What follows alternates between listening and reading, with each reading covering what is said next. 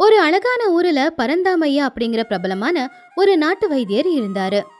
அவருடைய கை வைத்தியத்தினால பெரிய பெரிய வியாதி எல்லாத்தையுமே அவரு போக்கியிருக்காரு. பூஜனைகளுக்கு அவரு கடவுள் மாதிரி இருந்தாரு. பரந்தாமையாவுக்கு வயசு அதிகமாகிக்கிட்டே இருந்துச்சு. அதனால அவருடைய வைத்தியத்தை செய்யறதுக்காகவும் அவருக்கு ஒரு வாரிசு வேணும் அப்படின்னு அவரு நினைச்சுக்கிட்டு இருந்தாரு. இந்த விஷயத்தை கேள்விப்பட்டு சுத்தி இருக்கிற ஊர்ல இருந்து 2 பசங்க வந்தாங்க. அதுல ஒருத்தன் பேரு ராமு, ஒருத்தன் பேரு ரங்கா. இவங்க 2 பேர்லயுமே வைத்தியத்துக்கான திறமை யாருக்கிட்ட இருக்கு அப்படின்னு பரந்தாமையா தெரிஞ்சுக்கிற கதை தான் இந்த கதை. காலையில பரந்தாமையாவோட ஆசிரமத்துக்கு வெளியில இருக்கிற ஒரு பெரிய மரத்துக்கு கீழே அவர் ஒரு பாறைக்கு மேல உட்காந்துக்கிட்டு இருந்தாரு. அவருக்கு பக்கத்துல தான் அந்த ஊரோட பெரிய மனுஷனான ரங்கையா உட்காந்துக்கிட்டு இருந்தாரு. பரந்தாமையாவோட முகத்துல இருக்கிற ஏதோ ஒரு குழப்பத்தை அவரு கண்டுபிடிச்சாரு. ஐயா பரந்தாம ஐயா, என்ன காலையிலேயே ரொம்ப கவலையோட உக்காந்துக்கிட்டு இருக்கீங்க? ஊரில் யாருக்குன்னா உடம்பு முடியலையா? ஊரில் இருக்கிறவங்களோட ஆரோக்கியத்தை பற்றி எனக்கு எந்த கவலையும் இல்லை ரங்கையா. ஆனால் எனக்கு அப்புறம் ஊரை யார் நல்லபடியாக பார்த்துப்பாங்கன்னு தான் எனக்கு கவலை. எனக்கோ வயசாகிக்கிட்டே இருக்கு. கண் பார்வை குறைஞ்சிக்கிட்டு வருது. உடம்புல பலமும் குறையுது. என்னோட இந்த மூலிகை வைத்திய முறைகள் எல்லாம் நான் போனதுக்கப்புறம் என்னோடவே சேர்ந்து போயிடுமோன்னு பயமா இருக்கு. என்னங்கய்யா இப்படி சொல்லிட்டீங்க? உங்களுக்கு என்னங்கய்யா குறை? உங்ககிட்ட இந்த வித்தையை கற்றுக்கிறதுக்காக எத்தனை பேர் வரிசையில் நிற்கிறாங்க? எல்லாரும் வித்தையை கற்றுக்க வந்துக்கிட்டு தான் இருக்காங்க. ஆனால் யாரோட கண்ணுலையும் சேவை செய்யணும்னு எண்ணம் இல்லையே. பணம் சம்பாதிக்கிற ஆசை மட்டும்தான் இருக்கு. இந்த காலத்துல வைத்தியம் வியாபாரம் ஆயிடுச்சு. இந்த வித்தைய உசுரா நினைக்கிறவனும் வர்ற நோயாளிய சொந்தக்காரனா நினைக்கிறவனும் தான் எனக்கு தேவைப்படுறான். நீங்க சொல்றது என்னமோ உண்மைதான். இந்த காலத்து பசங்களுக்கு பணத்தாசை அதிகம். அதோ பசங்களை பத்தி பேசிக்கிட்டு இருந்தோம். தூரத்துல 2 பசங்க வராங்க பாருங்க. தூரத்துல இருந்து 2 பசங்க நடந்து வந்துகிட்டு இருந்தாங்க. ஒருத்தன் பேரு ரங்கா. அவன் பட்டு துணிய போட்டுக்கிட்டு இருந்தான். கழுத்துல நகையும் இருந்துச்சு. பார்க்கவே பெரிய வீட்டு புள்ள மாதிரி தான் இருந்தான். இன்னொருத்தன் ராமு சாதாரணமான துணியை தான் போட்டிருந்தான். அவன் பார்க்கறதுக்கு ஏழை மாதிரி தான் இருந்தான். ஐயா கும்பிடுறாங்க. என் பேரு ரங்க. நான் பக்கத்து ஊர்ல இருந்து வரேன். எங்க ஊர்ல என் அப்பா ரொம்ப பெரிய வியாபாரி. எனக்கு வைத்தியம் கத்துக்கணும்னு ரொம்ப ஆசைங்க. அதான் உங்ககிட்ட கத்துக்கலாமா அப்படின்னு கேட்கலான்னு வந்தேன். ஆ வணக்கம்ப்பா, வா வந்து உட்காரு. ஆமா நீ யாருப்பா? அப்படின்னு ராமுவை பார்த்து சொன்னாரு. ராமு பொறுமையா கையெடுத்து கும்பிட்டு, வணக்கம் குருவே, என் பேரு ராமு. நானும் பக்கத்து ஊர்ல இருந்து தான் வரேன். என் குடும்பம் விவசாய குடும்பம். சின்ன வயசுல இருந்தே மருந்து மூலிகை அப்படின்னா எனக்கு ரொம்ப பிடிக்கும். ஏழைங்களுக்கு உதவி செய்ய எனக்கு ரொம்ப ஆசை. அதுக்கு தான் வந்தேன்.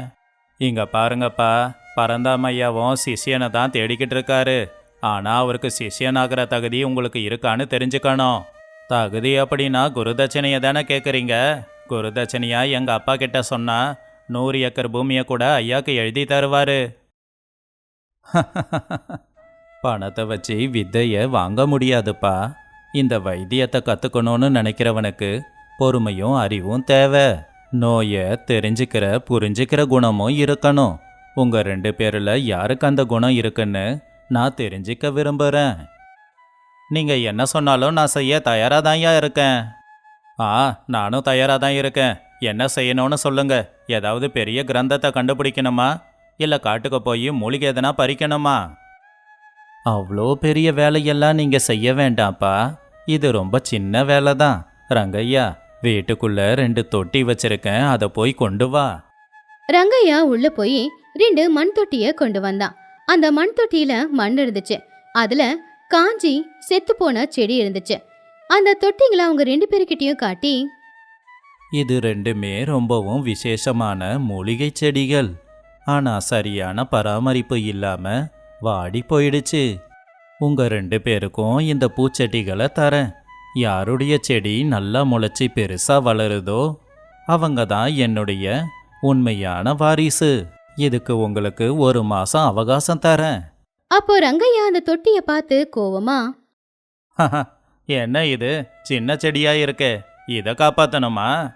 சரி, என் திறமை என்னன்னு காமிக்கிறேன். 1 மாசம் எதுக்கு, 1 வாரத்திலேயே இது முளைச்சி வரும் பாருங்க. ராமு மட்டும் பாசமா அந்த பானையை தூக்கி வச்சுக்கிட்டு, நான் முயற்சி பண்ணுறேங்க ஐயா.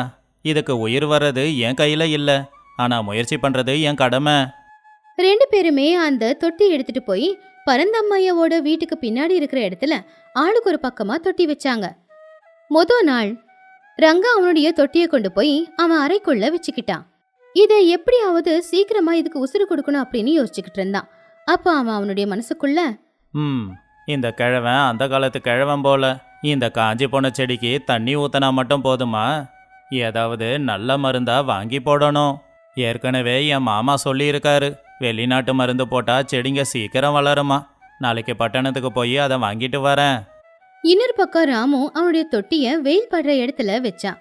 முதல்ல இறுகி இருக்கிற அந்த மண்ணை அவன் மென்மையா மாத்தினான். அதுக்கப்புறம் அந்த செடியில ஈரம் இருக்கா இல்லையா அப்படின்னு அவன் பார்த்துக்கிட்டு இருந்தான். அப்பதான் ரங்கையா அங்க வந்தான். என்னடா ராமு, செடி கூட சண்டை போட்டுக்கிட்டு இருக்கியா? அது உசுர் வாழோன்னு எனக்கு தோணலை.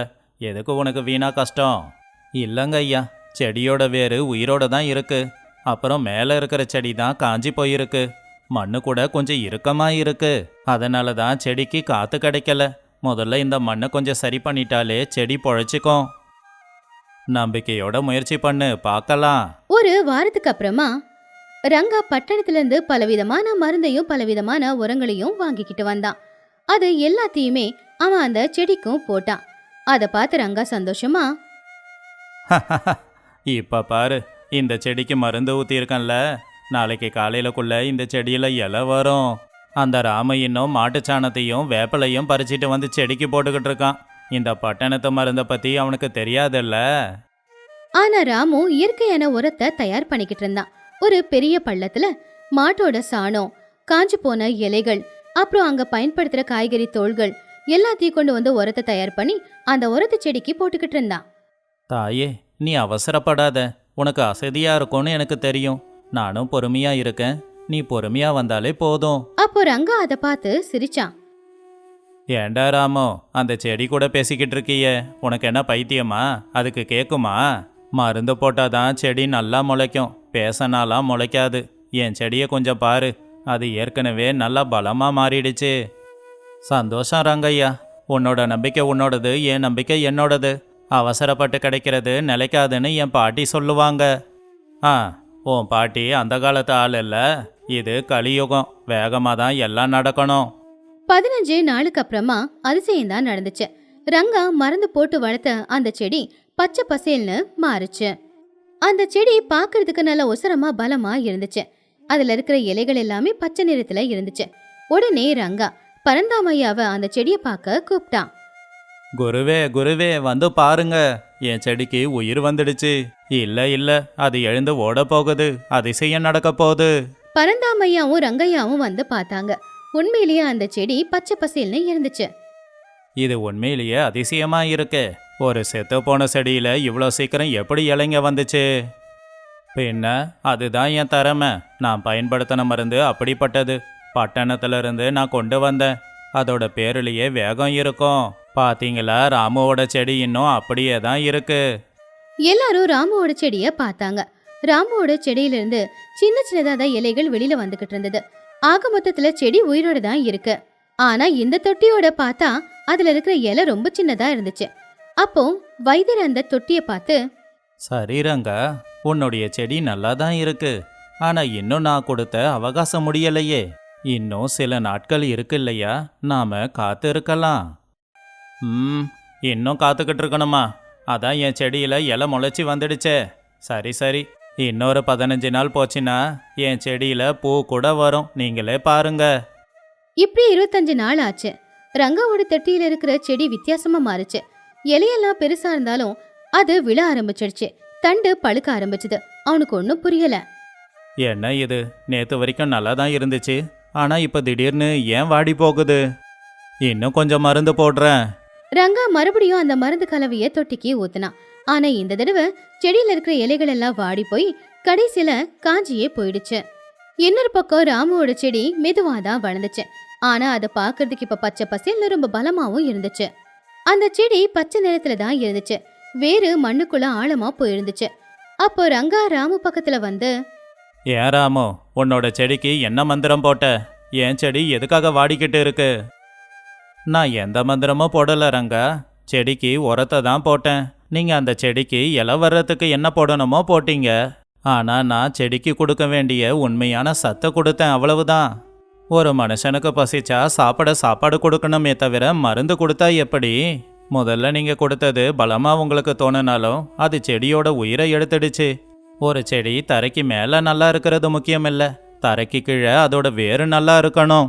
ரங்கா கோவமா, எனக்கு அறிவுரையை கொடுக்காத, ஏதோ தப்பு நடந்திருக்கு அவ்வளவுதான்னு போயிட்டான்.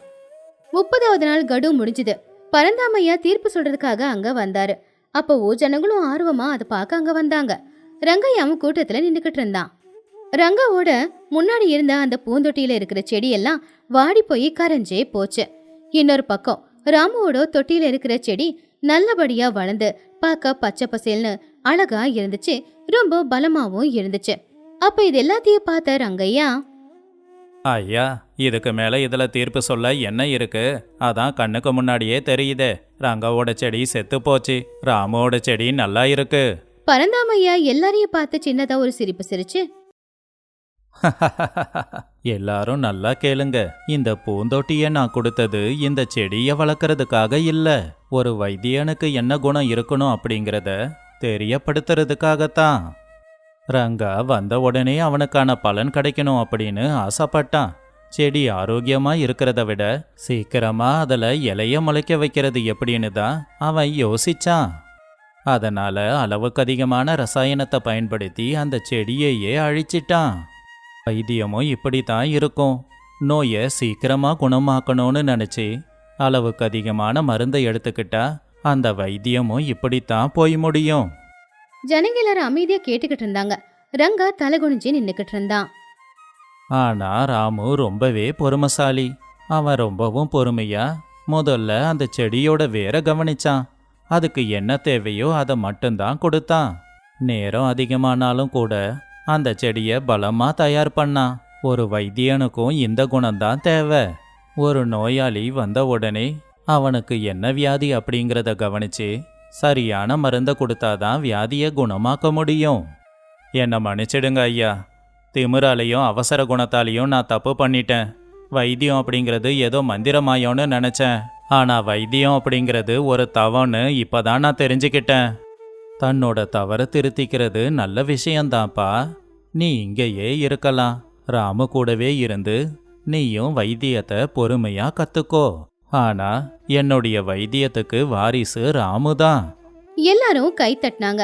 ராமு குருவோட காலில் விழுந்து ஆசீர்வாதத்தை வாங்கினான். அன்னையில இருந்து ராமு பரந்தாமைய கிட்ட வித்தைகளை கத்துக்கிட்டு ஊர்ல இருக்கிற எல்லாருக்கும் வைத்தியத்தை செஞ்சுக்கிட்டு நல்ல சிஷ்யனா வாழ்ந்தான். பொறுமை இல்லாம அவசரமா சீக்கிரமா ஜெயிக்கணும்னு நினைக்கிறவங்களுக்கு அப்ப அவங்க ஜெயிக்கிற மாதிரி இருந்தாலும் கடைசியில அவங்க தோத்துதான் போகணும். வெற்றியும் கூட பொறுமையாதான் கிடைக்கணும். பொறுமையா கிடைக்கிற வெற்றி தான் எப்பவுமே நிலைச்சு நிற்கும்.